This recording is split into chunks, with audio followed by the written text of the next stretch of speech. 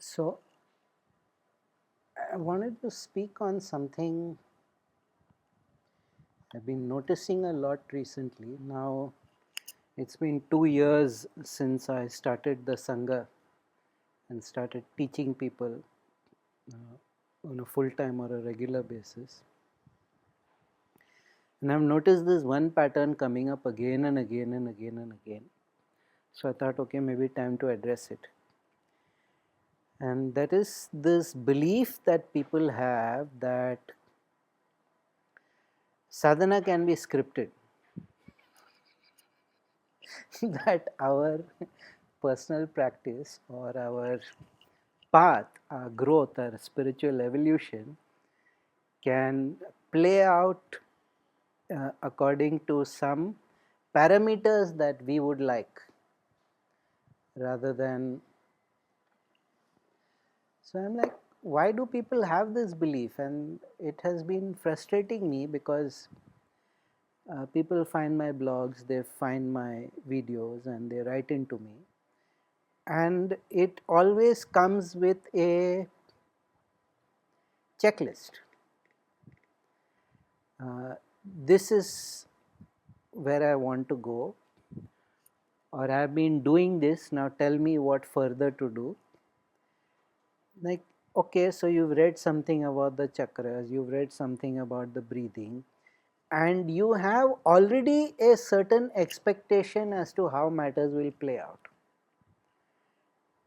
And so you're not coming to learn from me, you're coming, what I said was, I am your Sherpa, I am not your, I am to carry your load up the mountain you have chosen. you know? Now, many people are convinced that spiritually it is their destiny to climb Everest. You may be wrong. Your destiny might be to go up Machu Picchu or the Alps. This is one of the greatest uh, preconceived notions, and it is an enormous spiritual blunder. If you're going to a person who is an authentic teacher, that person will have multiple skills, will have multiple tools in the arsenal. It will not be a one size fits all. That person will see how you are progressing or what is beneficial to you. That person normally has a pretty good idea what your nature is, and they can tell you this is probably better for you. It is not necessary that everybody should do chakra dhyana, but if you are fixated that I will grow only through chakra dhyana, then there is a problem. In fact, chakra dhyana is best for very, very few people are suitable to do chakra dhyana. Whenever I do the chakra dhyana with you people, you realize, the kind of sheer power and impact that it has. Now, what do you do in a situation like this? Because these people, or the Sherpa is one way of looking at it. The other way of looking at it is like, I have this script and I'm hiring you as the director. Please bring this, please bring this vision. And you cannot deviate from the script. You have to say the dialogues as written in there. You have to shoot all the sequences as is written in there. And most of the time they want you to produce the movie also. They want you to create the environment, they want you to facilitate the circumstances so that they can.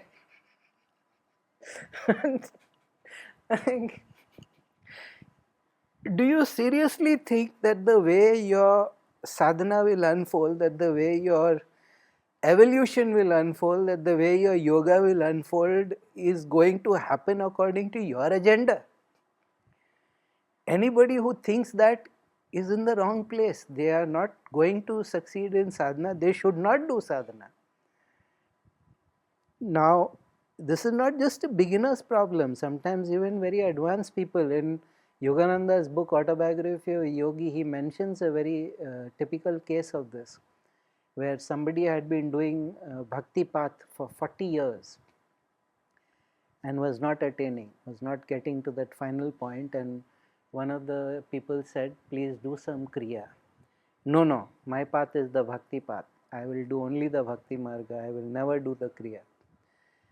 Finally, out of sheer frustration and because growing old now, that death might come upon me any day, that person finally conceded and started learning the kriya, and within 3 days, what had been now, now, when you are in sadhana, when you are in yoga, you have to be very, very realistic about what is happening. You have to be very clear. You cannot. Now I know. The problem is if the process is not working, the usual answer is you're not trying hard enough, which 90% of the time it is true. People are not doing the process and they want the rewards. But when somebody is sincerely and genuinely doing the process and it's not coming through, it's not bringing the expected result, then you should suggest something else. And you should not go to a teacher who has only one particular, the old saying that if or the only tool the person has is a hammer, then all he or she will see are nails. They will just pound away in that. So you need to have somebody who's got multiple toolkits. A drill also is necessary, not just a hammer. Somebody who can go to the. Now, Aurobindo, for instance, at one time, he was doing 5 hours of pranayama a day. And he was doing his political agitations, and he was being the secretary to the Maharaja of Baroda, was it? And he was also running a school. He was the principal of a school. In spite of that, he was doing 5 hours of pranayama a day. And it was pretty awesome. The kind of results in terms of creativity was fantastic. But he realized that I have peaked. This particular line of development has peaked. I cannot push this further. So he did not do 6 hours of pranayama immediately. He just realized that this has come to an end, and he went looking for somebody who can take him beyond that. Now, if he had dug in over there and become stubborn about it, that no, this is the only thing that I will not do anything else. Commitment to the path is well and good. Nobody gets anywhere without being committed to the path.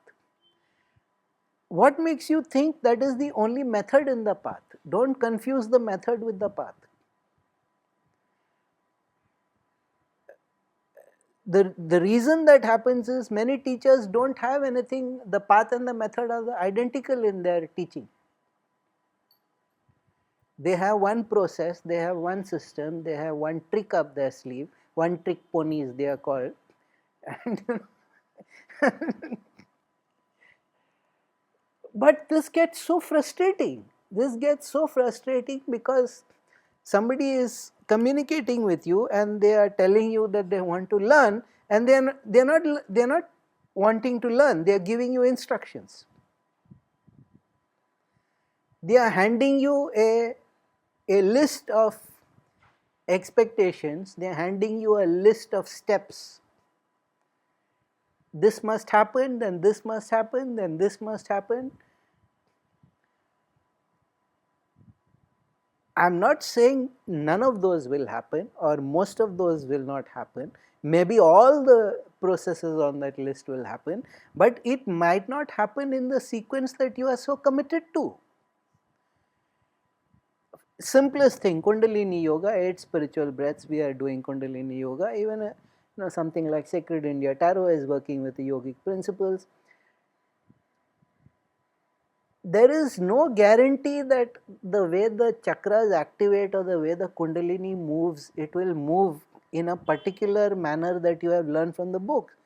Nowhere is it said, no serious yogi will ever say that Muladhara will always activate first and then it comes to Swadhisthana and then it comes to. I have people writing in and asking about how to send the energy through the Sushumna. Basic rudimentary nadis have not been formed and they want to send the breath and the energy through the central channel. Everybody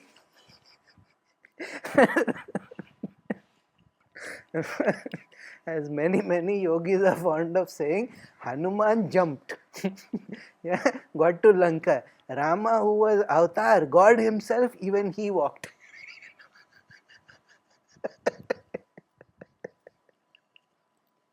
You know, you haven't done half an hour of meditation for a month, half an hour each day for a month. You haven't done any breathing, you haven't any training, and the first question you ask me is how to send how to send it through the Sushumna. Ida Pingala, what happens to the body when the Ida Pingala activates? What are the kind of physical reactions that you can expect? What are the kind of emotional reactions that you can expect? Nothing, all from books. And even worse, the sort of half-baked practices that they pick up. Now, this is one of the most dangerous things you can do, doing a spiritual practice from a book, because there is a safeguard in yoga. They will never give you the 100%. Even if the practice is written down in 25 detailed steps, there will always be a little bit that will be kept back.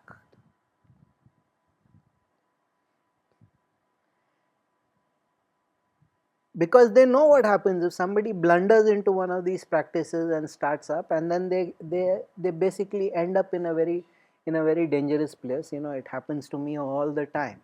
People learn these processes in these mass meetings that other places do, and they come to a certain stage and they are stuck, or they get into some kind of trouble because there are certain reactions in the body, and the people who taught them do not know what is going on, do not know how to advise them, do not know how to turn it down. Then they see my videos and they get in communication with me, which I have many problems with that, because you know, quite bluntly, it is a form of adultery, you know, spiritual adultery. You know, because your public commitment is to the other group and you're having fun with me. You're cheating with me, you know. So I don't intend to be your mistress, you know, very basically. That's what I tell people, which of course upsets them deeply, because as a yogi I'm not supposed to use such language and I'm not supposed to say such blunt things. That is the flaw of how the system is set up. But I'm very blunt about it now. This mess was not created by me. Why is it my job to clean it up?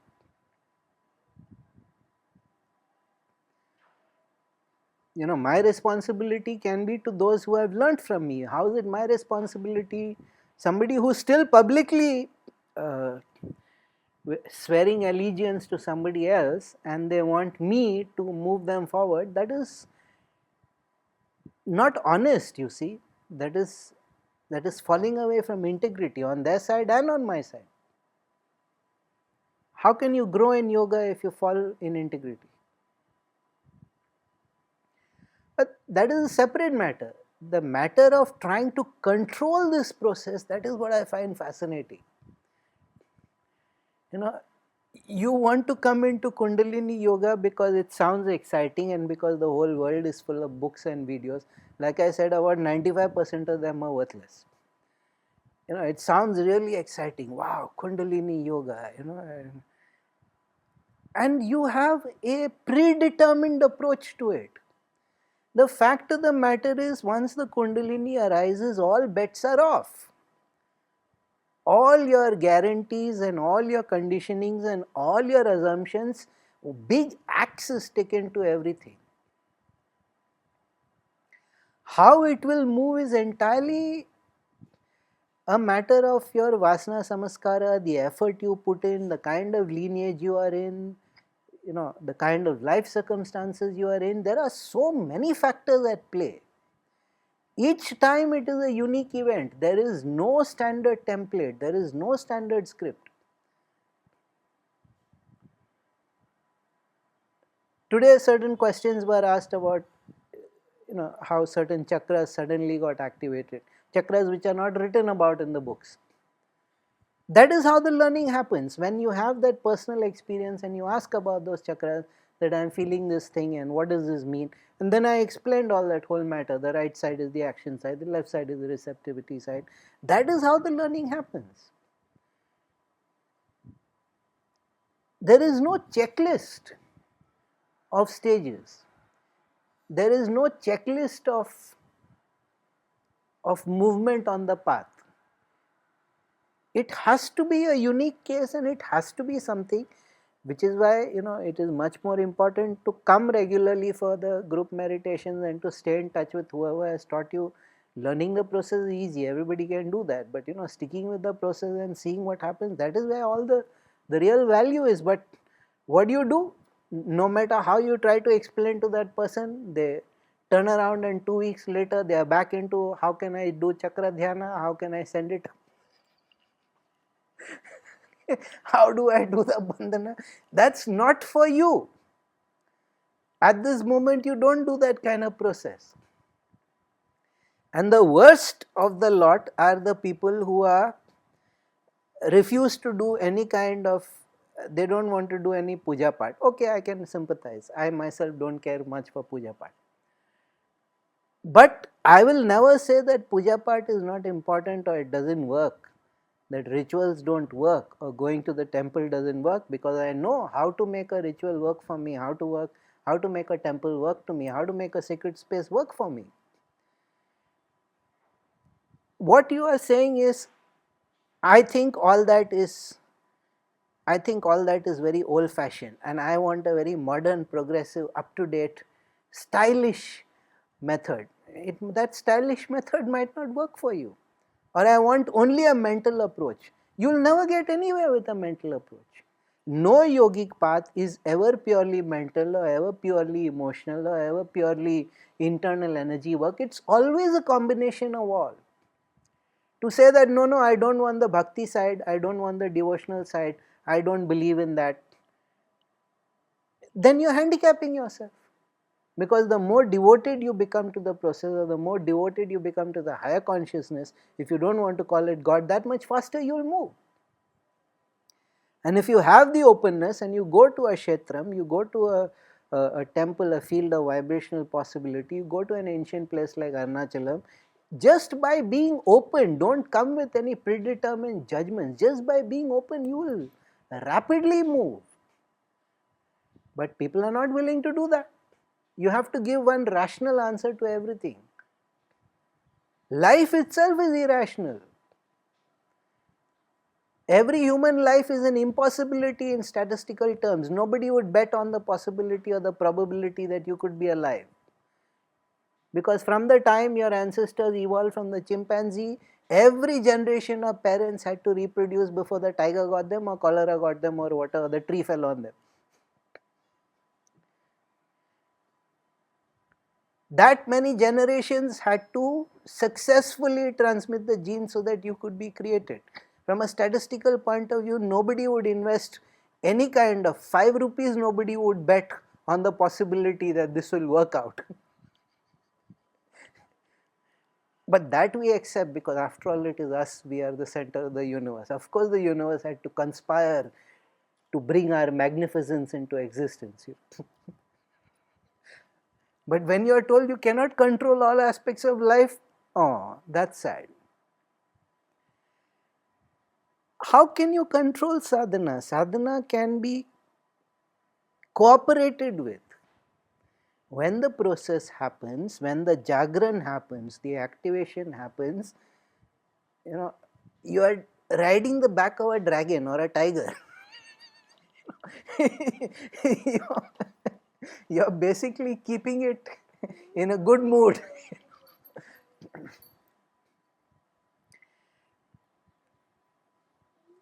This bewilders me. I am quite frankly saying it bewilders me, and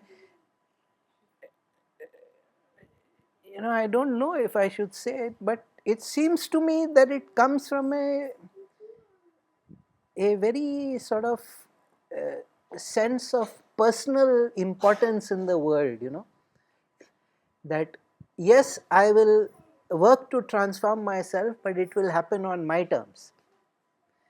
It will happen on my agenda, on my schedule, and my comfort and convenience. And the guru is a person who is there to facilitate you. And that's the wrong attitude. If you think that this person can help you, then you should shut down all those stupidities and you should shut down all those egoic judgments and just take the help you can get or the help that the person is capable of giving you. It's again a mistake to think that you should go to the most accomplished person. The most accomplished person may not be able to help you. I know that sounds like a paradox, but that is the whole nature of the karmic connection. That is the whole nature of the Rinanubandhan. You might go to a guru who is supernaturally good and has a lot to give, but because there is no Rinanubandhan, he or she cannot help you. And you might go to a guru who has just one or two things, but they can give you those one or two things in full 100%. Now, because we have fallen so far away from our own culture and the whole reality and the nature of our culture, I am in the sad and pathetic position of having to recapitulate all this and reiterate all this. George Orwell had once said, "To such a pass have we come that it is the first duty of all intelligent men to restate the obvious." I am restating the obvious. We have come to such a pathetic condition today in our own country, with our own culture, with our own yogic systems, that I actually have to do this talk. Saying that the guru is not the director of the script of your life where you are the lead character.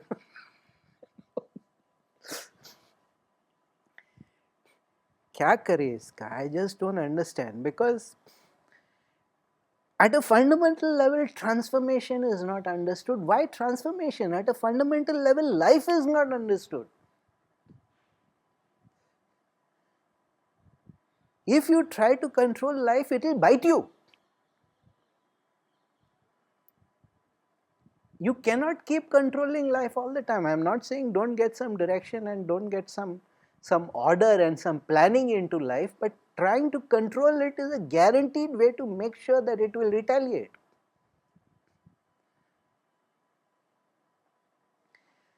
If life is so, sadhana, which is the most important aspect of life or which is the most consciousness enhancing aspect of life, you are trying to control that and force it into the channel that you feel is appropriate for yourself.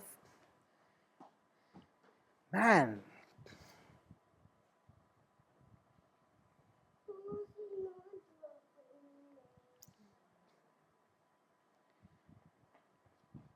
do not start. That is why I keep saying, if you think you know better, then don't go to somebody else. Until that state of ignorance and humility dawns in you, please do not go to somebody else and waste their time.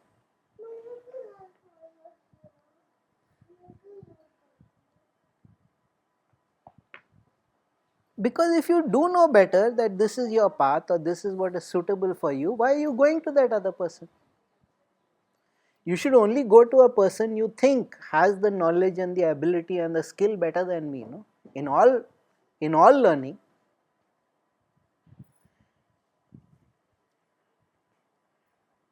Yoga में तो सबसे ज़्यादा.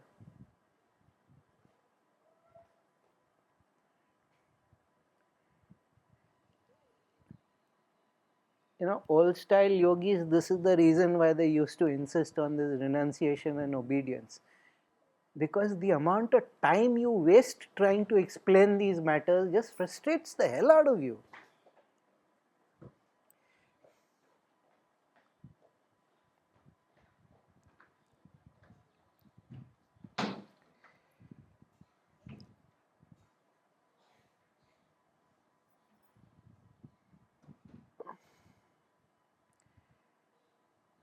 All aspects of what will happen to you cannot be laid out in advance.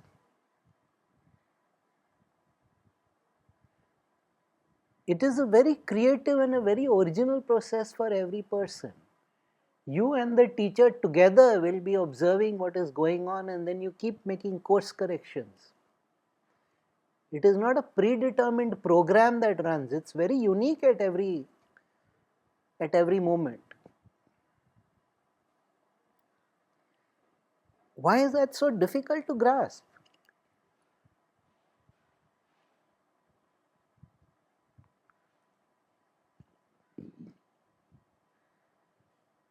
You can't control it. You cannot start sadhana by saying my way or the highway. No way. It simply doesn't work like that. There are certain broad strokes, there are certain broad assumptions. But all of you have been doing for some time now, and each person is having a different pace. Each person is having different set of experiences.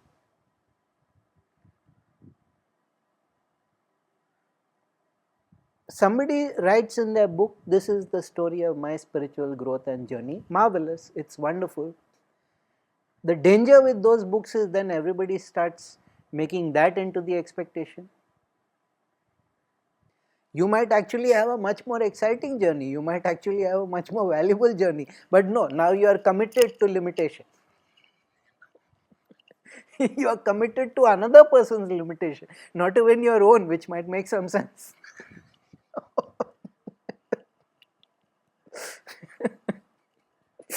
What to do? What to do? Stupidity is infinite in the universe. I have come to accept that. It's not a pleasant realization, but it's truthful.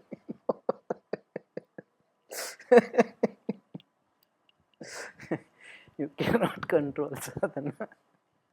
No matter what I say, so I have to keep repeating helplessly. You cannot control this. You cannot make it run in this. It's not a monorail. You cannot say that it has to run on this path. This path alone. Okay. Sarvam Shomya.